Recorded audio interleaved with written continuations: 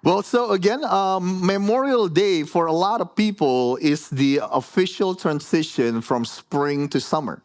Jadi Hari Pahlawan Memorial Day itu sebenarnya adalah hari bagi banyak orang itu hari di mana transisi dari musim semi ke musim panas. For some people, they say it's the first official day to go to the beach. Bagi beberapa orang mereka bilang ini hari ofisial untuk kita bisa pergi ke pantai. I don't know, what do you usually do on Memorial Day? Biasanya apa yang Anda lakukan di hari pekan Memorial Day, Hari Pahlawan? In some spot of the city and the states, they have some parade. Di beberapa kota, beberapa tempat ada parade biasanya. You know, some places they have fireworks. Beberapa tempat ada kembang api biasanya. And ladies, Dan untuk ibu-ibu, they said that Memorial Day weekend is one of the biggest sales throughout the year in the spot, in the mall. biasanya akhir pekan Hari Pahlawan Memorial Day ini banyak sale. Sale nggak perlu ditranslate ya, semua tahu ya sale itu apa ya. So it's not too late. After the service, I think it's still early enough for you to go to the outlet or mall. Jadi karena ibadah kita berakhir lebih awal, masih nggak terlambat untuk Anda pergi ke outlet. Husband, Para suami, I'll be praying for you. saya akan berdoa untuk Anda. Well, one of the tradition that I just found out, I'm a big sports fan, but I just found out about this actually. Jadi ada satu tradisi yang saya baru ketahui. Saya ini penggemar olahraga, tetapi saya baru tahu hal ini baru-baru saja. There's a Indy 500 or Indianapolis 500 that always fall on Memorial Day weekend. Ada perlombaan balap mobil yang namanya Indy 500 dan lomba ini selalu diadakan di Hari Pahlawan. How many of you are familiar with this sports? Berapa banyak dari Anda yang familiar dengan sports ini, olahraga ini? Well, first of all, do you know why they call it Indianapolis or Indy 500? Tahukah Anda kenapa ini disebut Indianapolis 500, Indy 500? What is it, Rich? Oh yeah, in the city of Indianapolis. Jadi ini But you know diadakan. the 500 part. What about the 500 part, Rich? 500 miles total, yeah. So the race is 500 miles. Yeah. Jadi olahraga ini disebut Indy 500 karena diadakan di kota Indianapolis dan nomor 500 itu mencerminkan dari 500 miles di mana mereka harus balapan sepanjang 500 miles. Yeah, and the track is actually pretty simple. It's just they just go around in circle. Jadi tracknya ini cuman simple aja. Jadi itu mereka muter aja dalam lingkaran gitu. One lap is 2.5 miles. Satu putaran itu 2,5 miles. So they have to do 200 laps. Jadi mereka harus melakukan 200 putaran balapannya. And the top speed can reach actually 230 miles an hour. Jadi kecepatan yang paling tinggi itu bisa mencapai 230 miles per jam atau 380 kilometer per jam. The total of 33 cars. Dan total ada 33 mobil balap. But despite all of those things that happening on Memorial Day weekend, Tetapi ya dari semua hal yang sudah kita bicarakan, we will totally miss the mark, right? If we make Memorial Day weekend about all of those things, but we forgot about the most important thing. kita akan lupa poinnya kalau kita membuat Memorial Day ini tentang hal-hal tersebut yang tadi saya sudah sebutkan. Dan kita akan lupa apa arti penting dari Memorial Day. Memorial Day is for us to honor the men and women who serve our country. Memorial Day atau Hari Pahlawan itu adalah hari di mana kita mau memberikan penghormatan untuk pahlawan-pahlawan orang-orang yang sudah melayani negara ini. To honor those who sacrifice for our country. Memberikan penghormatan untuk orang-orang yang sudah mengorbankan hidup mereka untuk negara ini. Some of them pay the ultimate price by giving their lives so that you and me can have a freedom today. Beberapa dari mereka bahkan membayar harga yang sangat mahal untuk kemerdekaan dari kita. And speaking of honoring men and women who serve our country. Dan berbicara tentang menghormati orang-orang yang melayani negara ini. At this moment, can I invite those of you who serve in the military to stand up, or if you are part of the family, if your family member also serve in the military, I like to take some time to honor you guys. So please stand up at this moment. Allow us to honor you guys. Jika dari Anda ada Come on, yang let's go. melayani atau anggota keluarga Anda melayani Keep di negara standing up, ini, so let people boleh see it. berdiri. Anybody Kami mau else? memberikan penghormatan untuk Anda. Terima So again, kasih. can we just honor them this morning? Terima kasih. Kita Come memberikan on. penghormatan kepada mereka. Mereka We are sudah grateful melayani for their negara service. ini. Kita We are sangat thanking bersyukur. For their service. Let's Terima go. kasih. So today we learned that freedom is not free. Jadi hari ini kita belajar bahwa kemerdekaan itu nggak gratis. There are people who pay the price so that again you and me can be free. Jadi ada orang-orang yang harus membayar harga supaya Anda dan saya bisa merdeka. And speaking of freedom, if you think about it, freedom is one of the greatest desire of human heart. We want to be free. Jika kita berbicara soal kemerdekaan, kalau kita pikirkan baik-baik, kemerdekaan itu adalah keinginan utama dari setiap manusia. Right? We desire and we long to experience freedom. Kita kepingin, kita berharap supaya kita bisa mengalami kemerdekaan. And if you don't know this, your Bible have a recurring theme about freedom. Dan jika Anda belum tahu ini, di Alkitab saudara, itu ada tema yang terulang-ulang terus yang berbicara soal kemerdekaan. It's one of the major theme of the Bible, it's about freedom. Ini adalah tema utama, salah satu tema utama yang dibicarakan di Alkitab. If you're familiar with your Bible, the story about how people of Israel, they were enslaved in Egypt for over 400 years. They cry out to God and God delivered them. Dan jika Anda familiar dengan cerita di Alkitab, orang-orang Israel yang diperbudakkan di Mesir selama 400 tahun, mereka berseru kepada Tuhan untuk dimerdekakan. And then later on, the people of Israel, they were taken into captivity in the land of Babylon for 70 years. The same thing, they cry out to God and God delivered them. Dan setelah itu mereka juga ditawan oleh negara Babel selama 70 tahun. Dan lagi mereka berseru kepada Tuhan untuk dimerdekakan. But it's not only during the ancient time, it's not only during the Bible time, but throughout the recent history, we also see that human desire is for freedom. Dan ini nggak cuma terjadi di masa-masa yang lalu, yang lampau, tetapi di sejarah yang baru-baru saja terjadi juga dicatat bahwa manusia itu merindukan kemerdekaan. Even in the recent history, 200, 300 years, freedom is in the heart of the people. Sejarah yang baru saja terjadi dalam 200-300 tahun yang baru saja ini, itu dicatat juga bahwa manusia merindukan kemerdekaan. That's why the U.S. is called the land of the free, because it is our commitment as a country for the individual freedom. Karena itu Amerika disebut sebagai tanah kemerdekaan karena orang-orang itu merindukan kemerdekaan dan bangsa ini, negara ini mendedikasikan menjamin kemerdekaan dari setiap individu. It is ultimately for freedom that Dr. Martin Luther King Jr. delivered his speech, his famous speech, I Have a Dream. Dan karena kemerdekaan juga, karena itulah seseorang seperti Dr. Martin Luther King Jr. Memberikan pidato I Have a Dream yang sangat terkenal. But this is also not limited to only for the people of the United States, but this is for everyone in the world. Dan kemerdekaan ini nggak cuma terbatas untuk orang-orang yang tinggal di Amerika, tetapi untuk semua bangsa di seluruh dunia. Every single person, doesn't matter your nationality, background, race, we all are craving for freedom. Nggak peduli kebangsaan Anda, ras Anda, latar belakang Anda, semua orang merindukan kemerdekaan. Here's the good news this morning. Jadi ini kabar baiknya pagi hari ini. We serve the God who want us to be free.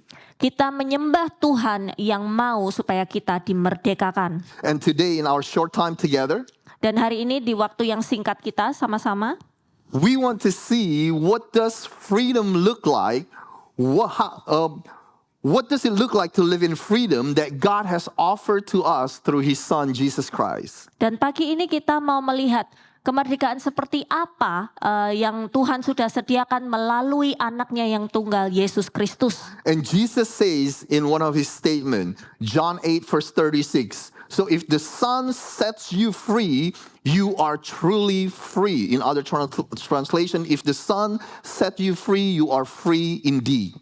Dan Yesus berkata di pernyataannya di Yohanes 8 ayat 36. Jadi apabila anak itu memerdekakan kamu, kamu pun benar-benar merdeka. Now, have you ever paused long enough and think about what does it mean? Apakah Anda pernah berhenti sejenak dan berpikir apakah artinya? What exactly that Jesus delivered us from, or what exactly that we are free from? Jadi apa yang Tuhan itu sudah bebaskan kita itu dibebaskan dari apa? Well, we are free from our past. That means that our past does not define us anymore. Kita dibebaskan dari masa lalu kita nggak mendefinisikan kita. Freedom from guilt and shame. Kemerdekaan dari rasa bersalah, dari rasa malu. Freedom from worry. Merdeka dari rasa khawatir kita. From our habits. Dari kebiasaan kita. From our hurts. Dari luka hati kita. Right? We are free from what other people says about us. Kita merdeka dari apa yang orang-orang katakan tentang kita. In other words, what other people says about you and me does not define us anymore. Jadi apa yang orang-orang lain katakan tentang kita itu tidak mendefinisikan siapa jati diri kita. You're even free from your own thought that's trying to define you. Bahkan Anda juga merdeka dari pikiran Anda sendiri yang mencoba mendefinisikan siapa Anda. We are free from living our lives trying to please other people.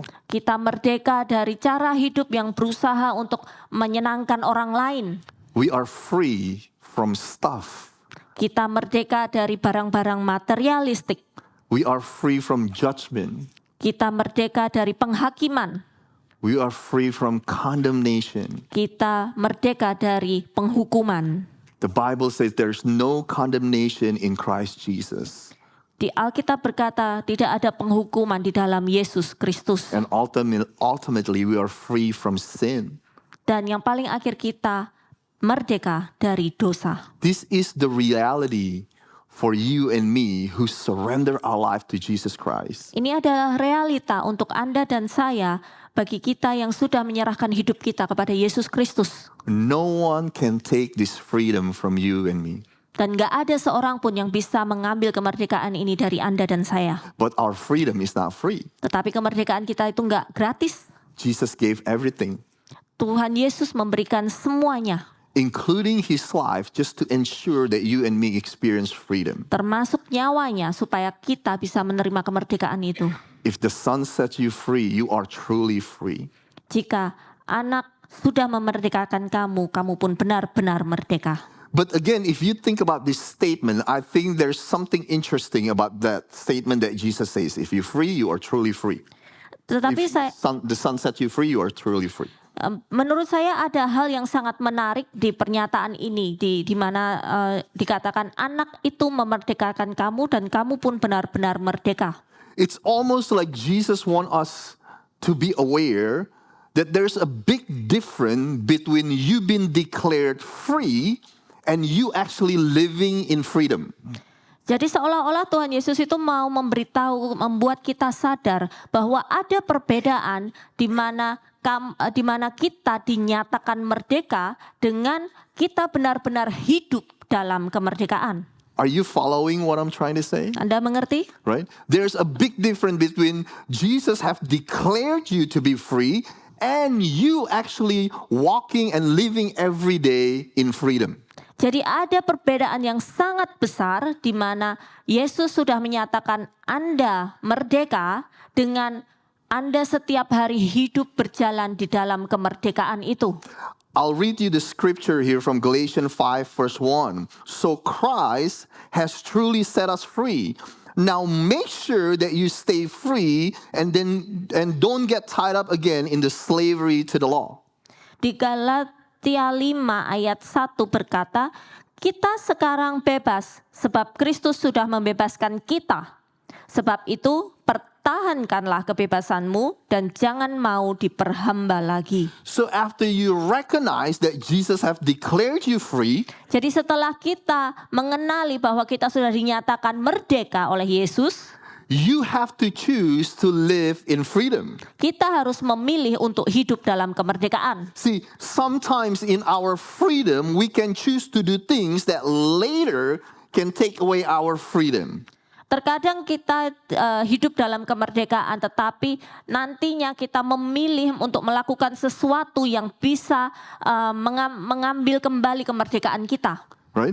I mean, we do this all the time. I don't know if you realize this. Kita lakukan ini setiap saat ya, tetapi kita mungkin nggak sadar akan hal ini. I'm thinking about a few example here. Saya memikirkan beberapa contoh. I'm thinking about this married couple who were drowned in debt.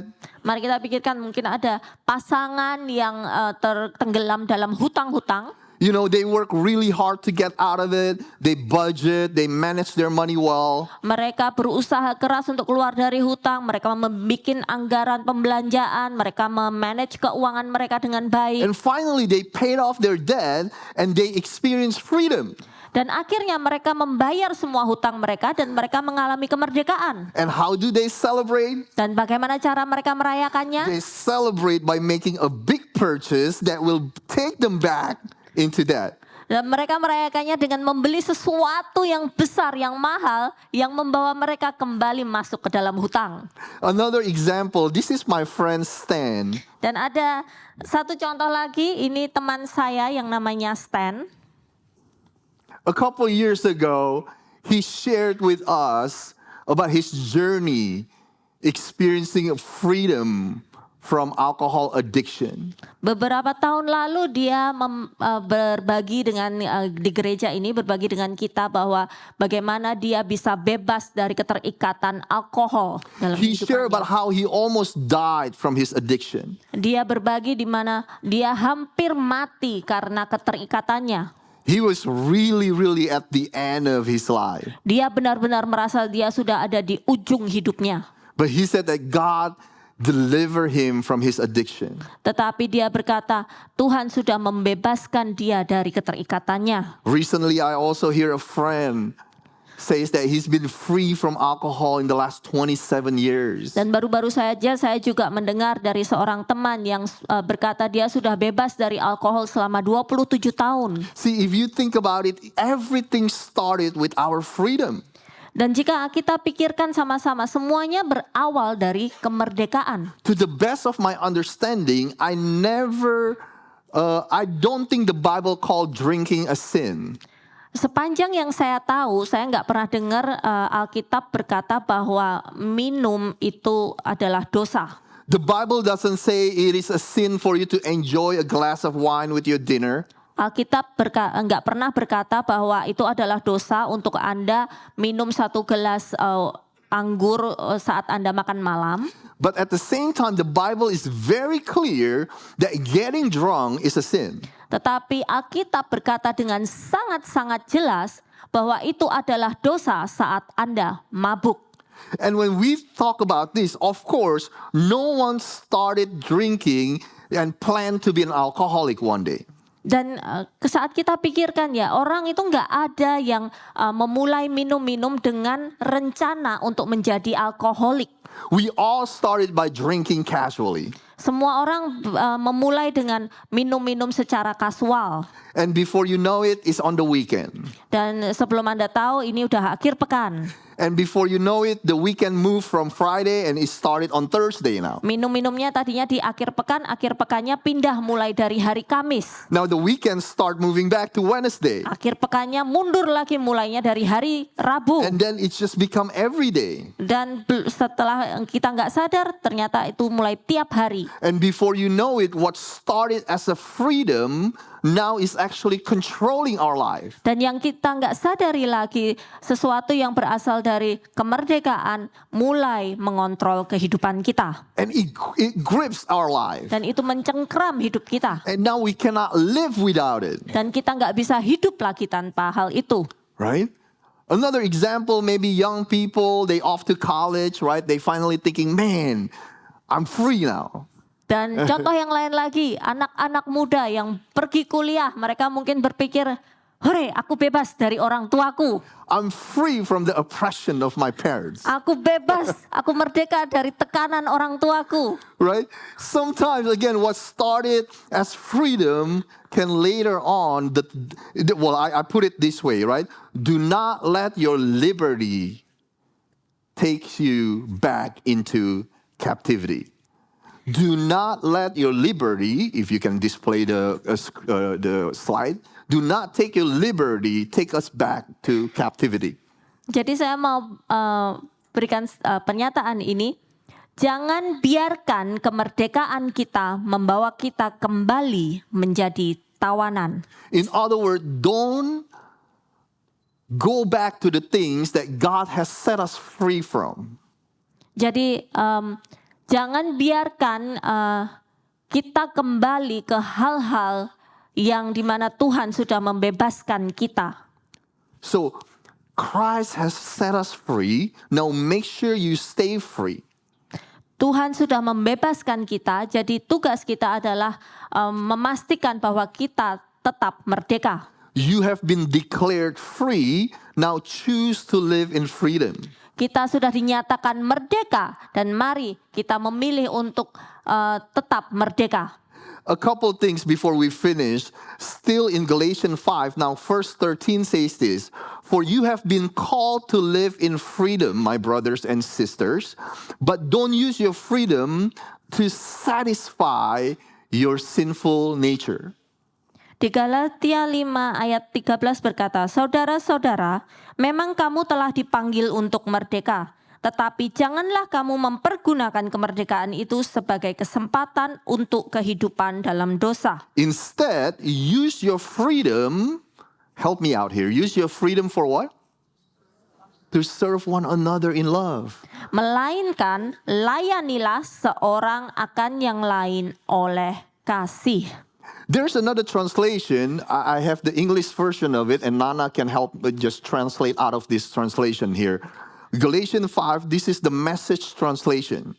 Ini ada terjemahan yang lain lagi dari ayat yang sama.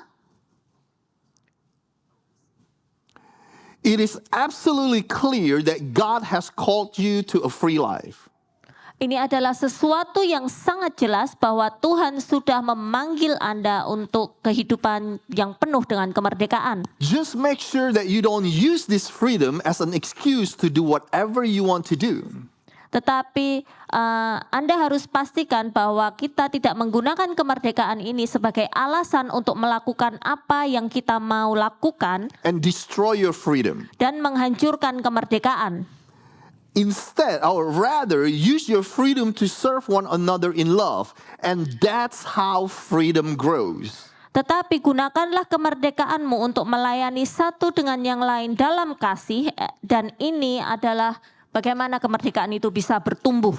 Interestingly, based on the writing of Apostle Paul, Jadi yang sangat menarik melalui penulisan dari Paulus, there are two ways or two things that you can do with your freedom. ada dua jalan yang Anda bisa di mana Anda bisa gunakan kemerdekaan Anda. Number one, use your freedom for yourself. Yang pertama, Anda bisa gunakan kemerdekaan Anda untuk diri Anda sendiri. Use your freedom to satisfy you. Anda bisa menggunakan kemerdekaan Anda untuk memuaskan diri sendiri. But when we use our freedom for you, then we lose it anyway. Tetapi saat kita menggunakan kemerdekaan untuk diri kita sendiri, kita akan kehilangan kemerdekaan itu. Yeah, we lose our freedom if we do that. Kita akan kehilangan kemerdekaan kita saat kita gunakan untuk diri sendiri. But another thing that Apostle Paul says you can do with your freedom is that we can use our freedom to serve other people, one another in love. Tetapi cara lain di mana kita bisa gunakan kemerdekaan kita menurut Rasul Paulus adalah kita bisa melayani satu dengan yang lain dalam kasih. And when we use our freedom to serve one another, that's how our freedom grows. Dan saat kita menggunakan kemerdekaan kita untuk melayani satu dengan yang lain, itu di saat di mana kemerdekaan kita bertumbuh. In other words, we will experience more freedom. Di kata yang lain, kita akan mengalami kemerdekaan yang lebih lagi. Are you still following me, church? Anda masih Right? bersama saya? You know, I heard a story about this, the industry of expensive brand in the fashion industry. Saya mendengar sebuah cerita soal merek-merek yang sangat mahal, industri di mana merek-merek yang sangat mahal ini.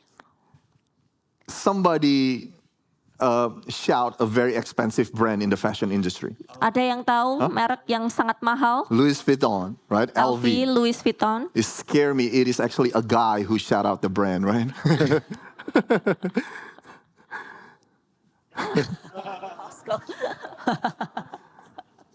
So what I read that they say that, you know, for those of you who cannot afford the real one, we usually just find the knockoff one. Jadi untuk orang-orang yang nggak bisa membeli yang asli karena mereka terlalu mahal, biasanya orang-orang membeli palsuannya, KW, yeah. KW-nya. But the story that I heard is they said that the counterfeit or the knockoff one was actually made in the same factory with the same machine and sometimes by the same people. Tetapi cerita yang saya dengar itu menarik karena dikatakan bahwa barang-barang palsuan itu, KW-KW itu tuh diproduksi di pabrik yang sama dengan menggunakan mesin yang sama dan di beberapa kesempatan itu dengan orang-orang yang sama juga. You know what happened was, you know, after the factory closed down, yang terjadi adalah jadi waktu pabriknya itu tutup, someone knocking in the back door. Jadi ada orang yang ngetok di pintu belakang. And some of the people in the inside, they bring those people in. Dan orang-orang dalam ini bukain pintu dan bawa orang-orang ini masuk. And they make that knockoff, whatever brand it is, after hours. Dan mereka mulai produksi barang-barang palsu KW ini di malam hari. In the same place. Di tempat yang sama. With the same machine. Mesin yang sama. Sometimes by the same people. Dan kadang-kadang orang yang sama juga. Right? And they found out about this. Dan mereka akhirnya ketahuan hal ini. So what the factory started doing now is they created 3 different working shifts. Jadi yang perusahaan ini lakukan untuk menghindari hal ini terjadi, mereka menciptakan 3 shift.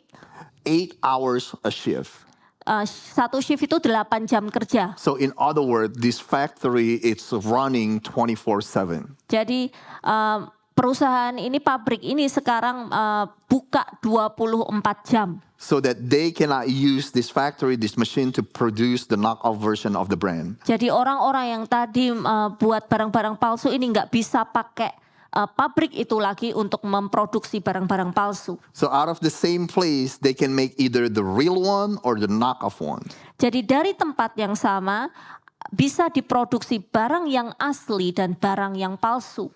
In the same way, out of this thing called freedom, we can use our freedom either for us, ourselves, or to use it to serve other people. Dan sama halnya dengan kemerdekaan, kita bisa menggunakannya untuk diri kita sendiri atau kita bisa menggunakannya untuk melayani satu dengan yang lain. We use it to satisfy ourselves, to satisfy our sinful nature, and we lose our freedom.